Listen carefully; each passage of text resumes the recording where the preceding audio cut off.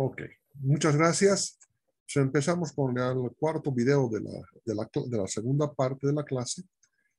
Y vamos quiero que ustedes vean la siguiente figura. Dice ciclo de vida de un producto. Todo producto tiene, tiene una determinada cantidad de vida en el mercado. ¿Por qué razón? Porque la tecnología, la ciencia, ¿sí? Y los gustos y las preferencias hacen cambiar, o sea, cambia la idea del producto. Voy a daros algunos ejemplos. Dígame hoy en día quién utiliza hoja de afeitar. Varoncitos. Prácticamente ya ni conocen, ¿cierto? Si venden hojitas de afeitar es para labores de costura, para partir la marraqueta, circunstancias como estas, pero ya para eliminar la barba de la cara, utilizar hojas de afeitar, ya no se utiliza, ¿no? Entonces las empresas, ¿sí?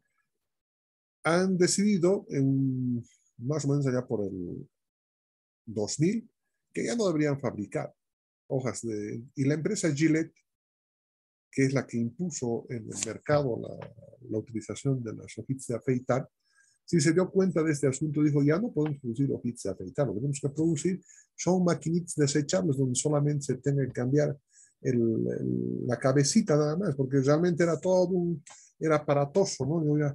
Yo ya jovencito ya me empezó a crecer la barba y tenía que utilizar hojitas de Gillette, ¿no?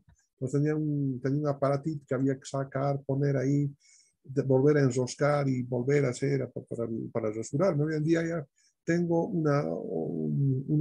uso también Gillette, por supuesto, pero ya con hojitas reemplazables. Entonces ya me rasuro y me dura mucho más tiempo, es mucho más fino, etcétera, etcétera, ¿no? Entonces ya ha sido superado enormemente. Entonces ese producto, el Gillette, que se conoció como hojita de afeitar, ¿no? Hace años, entonces ha tenido una excelente performance, ha habido, por supuesto, un momento de introducción. Aquí en el eje de las abscisas estoy representando el tiempo y en el eje de las ordenadas estoy representando el nivel de ventas. Puede ser en dinero, ¿cierto? Entonces, fíjense, ha empezado a subir, ha tenido un crecimiento, una madurez, seguramente entre los años 90 y 2000, y a partir de ahí ha ido declinando su consumo. Y todo producto tiene esta característica. Por eso que se dice que es ciclo de vida de un producto. Veamos otro producto. Los rollos para películas, ¿sí? Entonces antes había que comprar un rollo había de 15 películas, 25 películas, ¿sí? Que eran Kodak, Fuji, y no me acuerdo cuál más. ¿No? Entonces había que abrir la camarita fotográfica, poner el rollito y luego tomar las fotografías y luego había que ir hasta a los estudios fotográficos para que hicieran el revelado, hiciera color, mandaban a los Estados Unidos para que hicieran la copia y había que pagar el costo del envío más a los Estados Unidos. Antes se podía hacer eso, hoy en día ya no se puede hacer, ¿no? Porque todo está controlado. No permiten hacer eso, ¿no? De eso de mandar. Pero ahora, fíjense cómo ha cambiado quién produce rollos. Fuji en el Japón ha quebrado, Kodak ha quebrado también en los Estados Unidos, de manera que ya nadie consume, ¿no? Ese tipo de producto porque ya está pasado de moda, ¿no? Ya, así nomás, simplemente. Por eso que todo producto tiene este ciclo de vida. Entonces, dice acá, establecidas las consideraciones previas a elaborar la estrategia comercial en el campo del marketing, se define como la mezcla comercial de las 4 P's: producto, precio, promoción y plaza. Este plaza es el placement, ¿no? Que después les voy a explicar, es la forma de distribución, el emplazamiento, ¿no? Así como 4 P's complementarias en el mundo competitivo que son personas, proceso, presencia y productividad. Todas ellas orientadas a prolongar el tiempo de crecimiento y madurez del producto en el mercado, por lo menos para dar cierto grado de certidumbre al tiempo de horizonte de vida del proyecto. Entonces, ahora estudiamos la primera P, ¿sí? Que es el producto. Esta es la mezcla comercial, el mix comercial, el que manejan los ingenieros comerciales, los administradores de empresas, los técnicos de marketing, esto de acá, y van a ver que es una cosa muy simple de poder comprender. Empecemos. En el estudio técnico, dice, se harán las referencias físicas y químicas del producto en el estudio técnico, que todavía no hemos llegado, pero vamos a llegar muy pronto a él. Pero en el estudio de mercado son importantes definir el tamaño y diseño del producto, diseño del envase, la marca y otros aspectos comerciales inherentes al producto. Entonces, estas actividades tienen un costo. Tal vez sea, dice, necesario derivar al activo diferido como gastos de diseño. Y evidentemente puede introducirse como gastos de diseño. No hay mayor dificultad. El producto sirve para entender y definir los atributos y características del producto o servicio que se ofrece al público comprador. Las siguientes preguntas permiten conducir el proceso de definir el producto desde la óptica comercial. Estas preguntas ustedes se las tienen que aprender de memoria. ¿Cuáles son las necesidades o deseos del cliente respecto al producto o servicio? ¿Qué es lo que espera el usuario del producto o del servicio? Demos un ejemplo. Sigamos con las hojitas de afeitar, ¿cierto? No las hojitas, sino las maquinitas de afeitar. Enseguida voy a dar otro ejemplo para las señoritas también, ¿no? ¿Qué es lo que espero yo de una maquinita de afeitar? Que hoy en día valen 50 bolivianos. Y el repuestito ya son unos 20 bolivianos. En primer lugar, un buen corte, ¿cierto? Que no me irrite la cara y además que me dure. Entonces, a mí normalmente una hojita de un repuestito me duran 20 días sin mayor dificultad, con filo todavía. ¿Ha satisfecho mis necesidades? Sí, bastante. ¿Sí? Si me compro otra, que son las Chics, los otros que he comprado y he hecho la prueba, me duran una semana, 4 rasuradas, etc. Entonces, fíjense, ya estoy haciendo una explicación del producto. Entonces, yo quiero un producto de este tipo, que tenga alta duración, que me dé una rasurada perfecta. Perfecto. ¿Cuáles son las funciones del producto o servicio que deben desempeñar para satisfacer las necesidades del cliente? Entonces, esto es lo que tenemos que preguntar. ¿Cuál es la función del producto que acabo de ver? Es cortar la barba. Y que debe durar bastante tiempo, ¿ya? ¿Cómo, cuándo y dónde lo usará el cliente? O sea, ¿cómo lo utiliza el cliente? Con agüita y jabón, después de untarme la cara, lo paso y me corta la barba. ¿Cuándo? Todos los días. ¿Dónde? En el cuarto de baño, ¿cierto? Entonces, ya estamos direccionando, o sea, cómo utiliza el cliente, ¿sí? Cómo, cuándo y dónde utiliza el cliente el producto. ¿Cómo debe ser la presencia física del producto o servicio? Una máquina grande, una máquina pequeñita. Entonces, una máquina pequeña nomás, ¿no? Me corta la barba sin mayor problema. ¿Cuál es el nombre del servicio o producto que lo particulariza en la competencia? Se llamarán, pues, maquinitas de afeitar, ¿no? ¿Cuál es la marca más apropiada para el gusto del consumidor? Entonces, para mi gusto, Gillette, ¿sí? Otros gusta, hay varias marcas, ¿no? Bien. Como se observa, son preguntas que pueden investigarse mediante la aplicación del método de la encuesta. Ahí ya podemos obtener ya medianamente algunas preguntas que nos puedan dar una orientación. Los resultados orientan justamente a cumplir con las exigencias de presentación del producto o servicio. Ahí tienen ustedes fíjense, ahí tienen un computadorcito, ¿sí? A mí nunca he visto este estilo, así con 3 pantallas, ¿no? Pero ahí están 3 pantallas, aquí está el teclado, aquí hay otros dispositivos. No sé si será un servidor, pero yo quiero uno como este, así, ¿cierto? Entonces, a eso se refiere el producto, a la descripción comercial del producto. ¿Para qué sirve? ¿Dónde lo consume? ¿Quién lo consume? No es la descripción técnica. La descripción técnica se hace en ingeniería del proyecto. Precio. El precio es una de las variables, ¿sí?, de la mezcla comercial muy importantes, porque aquí necesitamos averiguar cuál es el precio de venta en las diferentes estaciones, ¿sí?, de la distribución.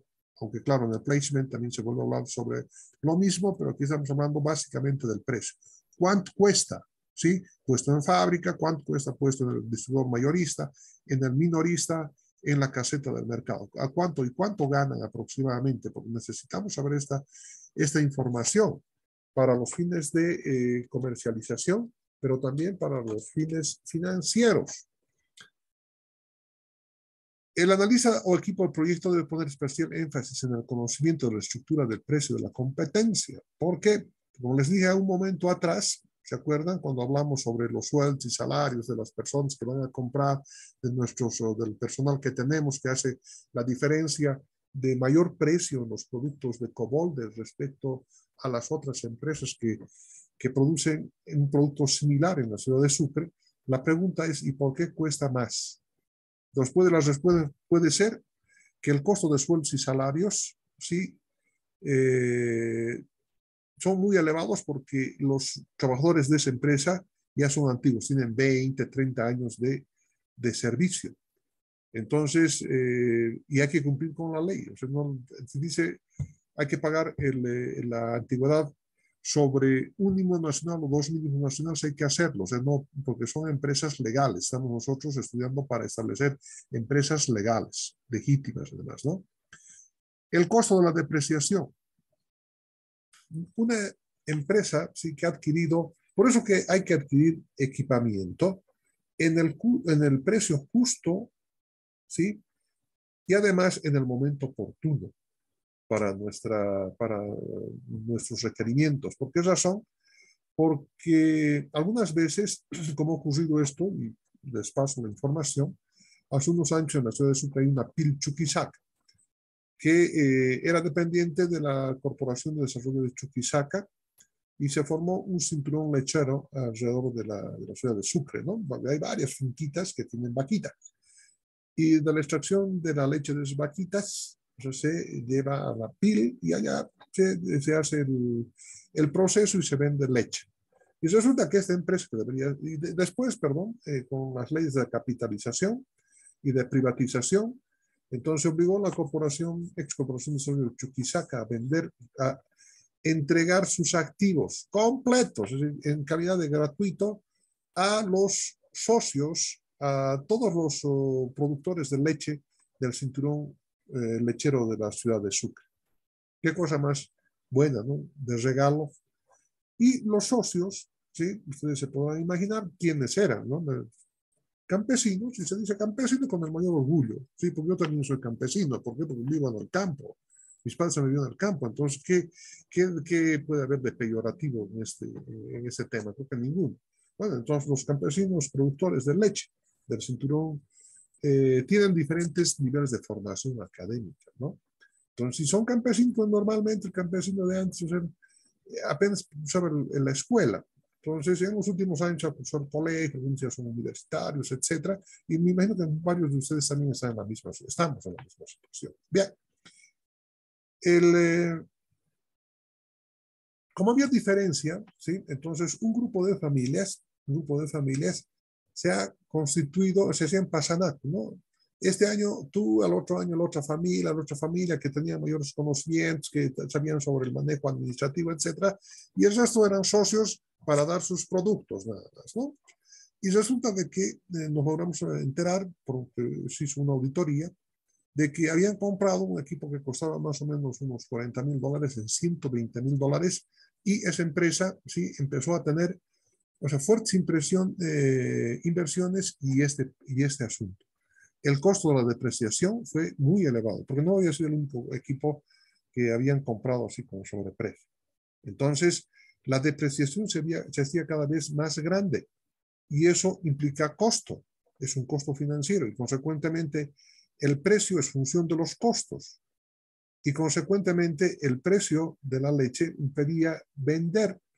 Pero por otro lado, claro, se endeudaron con los bancos, no tenían cómo pagar, etcétera, etcétera, porque mucha de la gente, muchos de los productos de Pilchuquisaca estaban más elevados que las piles de Cochabamba. Entonces los comerciantes, al ver esa diferencia de precios, llevaban desde Cochabamba leche pila a Sucre, y la leche de Sucre no podían venderla. Entonces entraron en ese momento en una situación muy compleja, porque tampoco el Estado no podía hacer nada.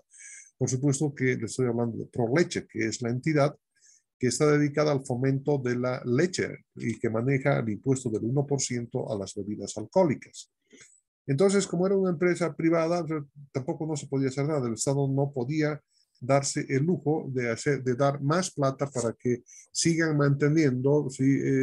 Esa empresa ya con administración media chueca o con serias dificultades. Entonces estoy hablando de una cosa que es real, por supuesto, ¿no? Y no estoy especulando y tampoco no estoy dando nombres ni detalles sobre este asunto, pero así funcionó. Entonces, como consecuencia de eso, el precio puede subir, puede aumentar, y normalmente siempre van aumentando. Los costos de materias primas e insumos, ¿sí? Entonces, algunas veces, ¿sí? Es conveniente pagar unos centavos más para tener, ¿sí? La lealtad por parte de los proveedores de los productos a la empresa. Entonces están pagando 3.80, yo le pago 3.90. ¿Por qué? Porque son mis clientes, son mis proveedores de la materia prima. Entonces ya no voy a comprar de otro lado, pero de todos modos, fíjense, hay implicación en el precio, ¿sí? Del producto final. Por lo tanto, el precio es otro de los elementos que tenemos que analizar. ¿Por qué tiene ese precio? Planillas muy altas, depreciaciones muy altas, inversiones demasiado elevadas. ¿Por qué está el precio está por encima de la competencia en el mercado? Entonces, esto hay que analizar y justamente traigo a colación lo que había hablado hace un momento atrás, al inicio de esta clase, sobre el mercado distribuidor, ¿cierto? Hay que conocer qué es lo que está pasando con el mercado distribuidor, porque tienen precios más altos, etcétera. Entonces, esto un poquito se concatena con esa tipología de mercados que vimos al inicio de esta clase. Dice que no estaría fácil obtener esta información, por supuesto, porque todo el mundo tiene oculto. Si lo estoy comentando de los desastres en Pilchuquisaca, es que porque hemos tenido conocimiento y porque pidieron hacer una auditoría para poderles dar una ayuda financiera a ProLeche, por supuesto, que es de ProBolivia, para que sigan operando, pero la administración era no precisamente muy sana y las deudas que se habían hecho ya implicaban otro tipo de sanciones y por lo tanto no se colaboró a Pilchuquisaca. Y se llegó a la conclusión que lo mejor era, ¿sí?, eliminar a Pilchuquisaca y crear otra empresa, ¿sí? Pero los productores ahí de Chuquisaca elevaron el grito al cielo y la verdad es que tenían deudas bastante fuertes con casi toda la banca de Sucre, ¿no? Banco Nacional, y que no podían pagar. O sea, ¿por qué razón? Porque las cosas hay que hacer en su justo medio. Hay que hacer con mucha precisión en los proyectos justamente para evitar estos desastres que estamos indicando. O sea, cuando se compra maquinaria, que son los bienes de capital, se tiene que comprar con un precio que sea lo más justo posible, que pueda rendir lo que nosotros esperamos de esa maquinaria, ¿sí? Y para poder determinar si efectivamente conviene o no conviene producir un bien o un servicio, porque no hacemos nosotros proyectos para que sean a fuerza, sean factibles. Hay veces, y he hecho varios proyectos donde he identificado que no era posible hacer el proyecto. Los dueños de ese servicio de consultoría me ponían contra la pared, muchas veces discutí tremendamente, entonces hágalo usted, pues no me pague, punto. Si usted cree que considera de que la información que estoy presentando no es correcta, no me pague, pues punto. Yo me iré por el lado de la justicia, usted me pague el esfuerzo intelectual que he hecho y punto, pero desde mi punto de vista como consultor, este proyecto no va. Ah, no puede ser, nos estás dejando con problemas, nosotros nos hemos comprometido ya a hacer, a ver, como si fuera necesario hacer. Hay cosas que no se pueden hacer porque la lógica de mercado, porque la lógica técnica indica que no se debe hacer, como en el caso de la planta de quinoa de Humala, punto. Si alguien es de Humala, puede tomar la palabra y decir que lo que estoy diciendo es mentira. Muy bien. Luego viene después del producto, del precio, viene la plaza, ¿no? Y la plaza viene del inglés placement, que significa colocación en el mercado, ¿sí? Su función es conocer el funcionamiento de los canales de distribución. En otras palabras, mercado de mercado de distribución, ¿no? ¿Cómo se llama? O sea, qué canales se utiliza? ¿Cómo funciona? Y en cada uno de esos canales, ¿cuáles son los problemas, los cuellos de botellas que existen? ¿Cómo se tienen que resolver? ¿Para qué? Para poder elaborar una estrategia comercial para el proyecto, ¿sí? Y estas preguntas guían al analista en esta parte de placement. ¿De qué manera el cliente llega a los productos o servicios? ¿Va a la fábrica a comprar? No, ¿verdad? ¿Quién va a ir hasta la fábrica a comprar, por decirles, 2 hojitas de afeitar o 1 kilogramo de carne de cerdo? No, pues ya tenemos que comprar ya en el último nivel, en el mercado, en los bonitos que venden ya en sus tiendas, etcétera, porque ahí vamos a comprar. Además, ellos son los distribuidores minoristas, ¿cierto? Entonces no podemos ir a comprar, si queremos ir a un distribuidor mayorista o un broker, nos dirá, bueno, ¿cuántas toneladas usted necesita? Entonces, no, yo quiero medio kilo. Se van a reír, nos van a botar, ¿no? Nos van a botar por el tubo, como dicen. Bueno, ¿dónde tiene la costumbre el consumidor buscar el producto o servicio? Lo que les decía. ¿Cuáles son las características de los consumidores en cada punto de la cadena de distribución? Porque hay que ver, ¿no? O sea, ¿quiénes son los que están manejando? Fíjense, aquí hay fíjense, aquí está saliendo de la fábrica, va a la puerta, va así o viene por este otro lado, ¿no? Entonces, hay que analizar todos estos canales de distribución, cómo se mueve, o sea, por dónde va, cómo aumenta el precio de punto a punto, del broker, mayorista, minorista, distribuidor, tiendita comercial en la venta, por qué están vendiendo a 5 bolivianos el producto en la fábrica cuesta 2.80. Entonces, cada uno de los elementos del sistema de distribución en los canales tiene que ganar. Ya les expliqué hace un momento atrás por qué tiene que ganar, porque si no gana, mejor no se meta al negocio. Y nos metemos al negocio porque tenemos que ganar, porque estamos empleando nuestro tiempo y por ese empleo de nuestro tiempo, de nuestra inteligencia y de nuestros conocimientos, tenemos que obtener dinero. Así nomás es, porque si no, ¿con qué vamos a vivir? Así se mueve el mundo. Aunque a los socialistas no les gusta mucho escuchar este asunto, ¿verdad? Claro, no les conviene. Pero cuando ya se hablan de que un dirigente de petrolero gana 35.000 bolivianos hace 10 años sin hacer nada, ya no les gusta el asunto. Hasta ahí nomás fue la complicación, ¿cierto? Entonces, tenemos que conocer, o sea, cuánto es, o sea, tenemos que ver, desglosar el precio, cómo funcionan los sistemas de distribución, cuánto ganan los empleados, todos estos pormenores, porque muchas veces, ¿sí? Han habido empresas de tipo monopolístico, o sea, 2 o 3 nada más, ¿no?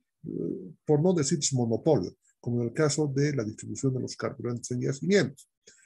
Bueno, en el caso de un mercado monopolista, donde hay 2 o 3, entonces ellos se ponen de acuerdo, ¿sí? Y establecen el precio y punto final. O sea, ellos tienen buenas utilidades y todo. Entonces, eh, un nuevo analista de proyectos dice, ¿por qué es tan caro aquí el cemento cuando en Argentina vale aproximadamente 30 bolivianos, aquí vale 45? O sea, hay mucha diferencia. Entonces, ¿qué es lo que está pasando? Pues hace el proyecto y en el proyecto establece que el precio de venta del producto, o sea, más utilidades, etcétera, etcétera, resulta que el precio es 35. Entonces, se mete en el mercado, construye la fábrica y en vez de vender a 45 como la competencia, vende a 35. Vivo el ñato, ¿no? Pero resulta que hay leyes.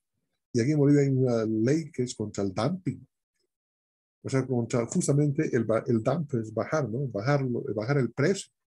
Y por supuesto que funciona el sistema, porque la Cervecería Nacional Potosí, de la ciudad de Potosí, de propiedad del señor Vile, le ha hecho un juicio a la Cervecería Nacional, a la Cervecería Paceña. ¿Por qué razón? Porque ellos en su afán de introducirse al mercado potosino, ¿sí? Han bajado la cerveza por debajo del precio establecido mínimo de la Cervecería Nacional Potosí. Y por supuesto que le han destruido las ventas, ¿no? Le han sacado del mercado. Y le han sacado del mercado de Santa Cruz a la Cervecería Nacional Potosí, los de la Cervecería Paceña haciendo dumping. Entonces la Cervecería Nacional Potosí le ha hecho un juicio. Y el juicio le ha ganado. Ahora la cerveza paceña le ha pagado $1,500,000 en la cervecería Nacional Potosí por haberle hecho dumping. Y fíjense, de mucho tiempo he escuchado la aplicación de esta ley, que en otros países, sí, que en otros países tiene cárcel inclusive hacer dumping. Está prohibido hacer dumping, ¿no? ¿Por qué razón? Porque estas empresas que ya son antiguas tienen costos muy elevados de su personal. Entonces ellos tienen que mantener ese precio porque no pueden bajar, no pueden bajar, porque si bajan ya empiezan a perder y la fábrica va a quebrar y vamos a tener que echar a los obreros a la calle. Entonces, esa es una partecita que tiene que manejar el gobierno, porque después va a tener en las puertas del Ministerio de Desarrollo Laboral a 50 personas durmiendo, gritando que les devuelvan su puesto de trabajo, o que por lo menos les indemnicen, algo así. Muchas plantas así se han ido a la quiebra, ¿no? Atención, mucho cuidado con ese asunto del precio, ¿no? Y además la determinación en las cadenas de distribución, cómo va variando el precio. Uno de los grandes problemas que hemos visto al inicio en el estudio de mercado, cuando les comenté, de que en la carne de cerdo, ¿sí? En Canalia, en la ciudad de Monteagudo, en una época promedio más o menos vale 10 bolivianos el kilo. Y resulta que ha puesto en venta en la ciudad de Sucre, ese mismo kilo tiene el precio de 21 bolivianos. ¿Qué pasó? ¿Quién es el que más gana? El que más gana justamente es el matarife, ¿no? Es el comercializador, el transportista. Sin hacer nada más que manejar su camión, el señor compra en 10, llega a Sucre, vende en 20 o en 19, ha ganado 9 bolivianos por kilo.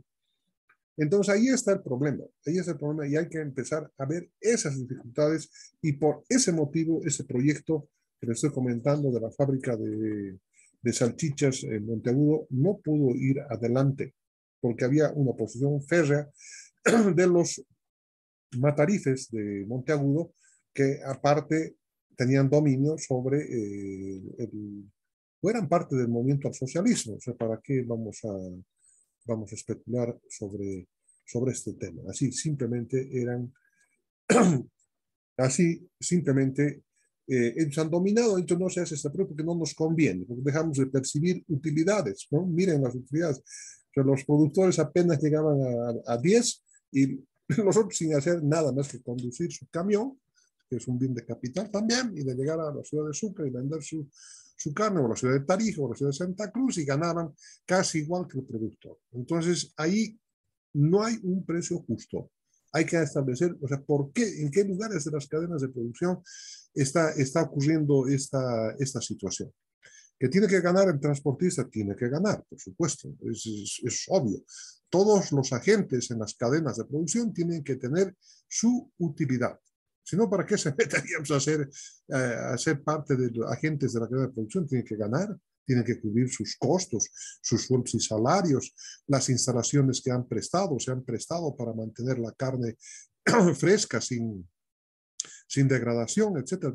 Hay que pagarlos, evidentemente, pero no pues en esa proporción, ¿no? O sea, uno vende en 10 y los otros venden en 19 y terminan vendiendo en 21 ahí la donita de la caseta en el mercado. Entonces, hay que conocer, hay que hacer investigación. Por eso que les dije que hacer un proyecto de factibilidad técnico-económico no es nada más que una forma de investigación científica. Es decir, que quede bien clarito, lo sostengo. ¿Por qué razón? Porque se aplican, y esa era la pregunta de la primera prueba, porque se aplican todos los métodos de la investigación científica, como serán observados. Bien. Promoción. Esta es la cuarta P. ¿Cuánto tenemos? Tenemos 8. La promoción tiene por objetivo hacer que el mensaje del marketing, ¿sí?, de la empresa llegue a oídos correctos de los consumidores del producto o servicio e influir en su forma de pensar y toma de decisión sobre las compras.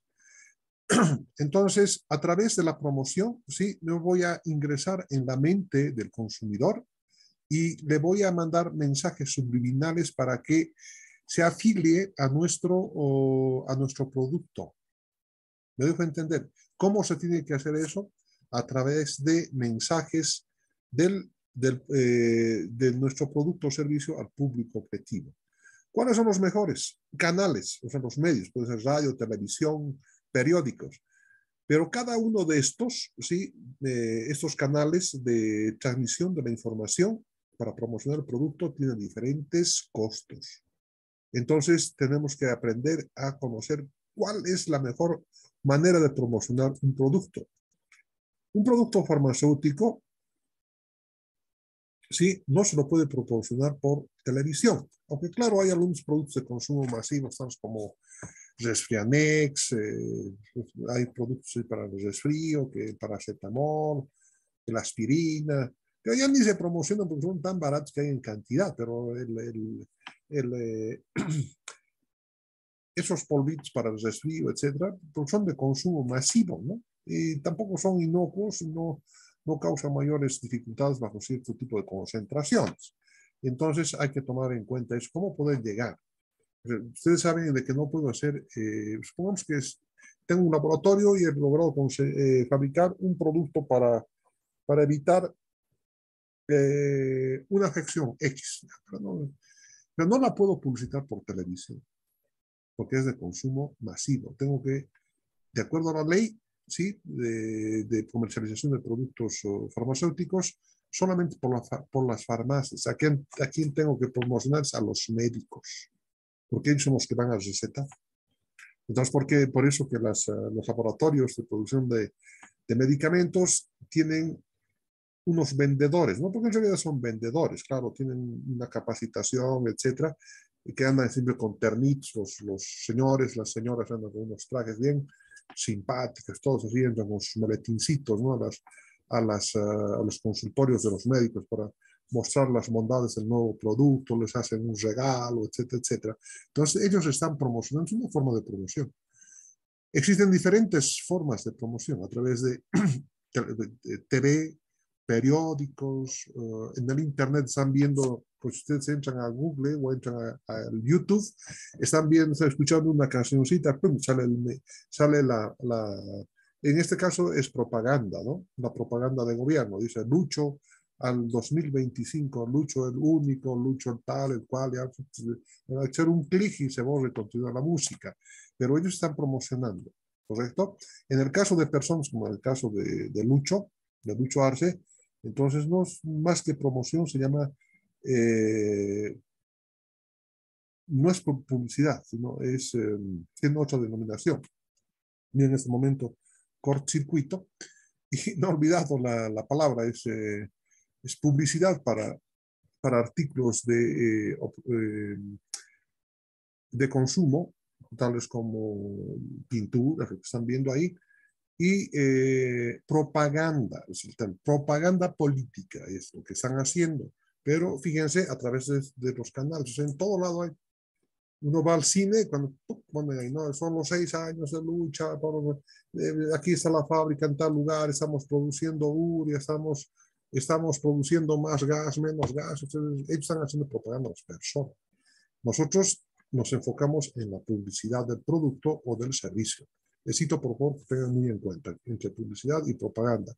Nosotros no hacemos propaganda, no estamos haciendo la propaganda. Hay otros especialistas que estudian para hacer ese tipo de promociones a través de la propaganda política, ¿sí? O propaganda en general. Nosotros hacemos publicidad, ¿sí? En las promociones. Muy bien. La definición de la mezcla comercial presente en la competencia, ¿sí? Permite comprender no solo las estrategias de cómo vender, sino cómo hacerla más eficaz y eficiente para los fines del proyecto. Entonces necesitamos estudiar estas 4 P's y además estas 4 P's adicionales que vamos a ver a continuación antes que se termine el video, que es la persona, que define 2 tipos de clientes, externos e internos. La externa es cómo ve la persona, ¿sí? A la empresa. Dice, es el cliente externo que es el fin del mix comercial, o sea, la persona que nos va a comprar.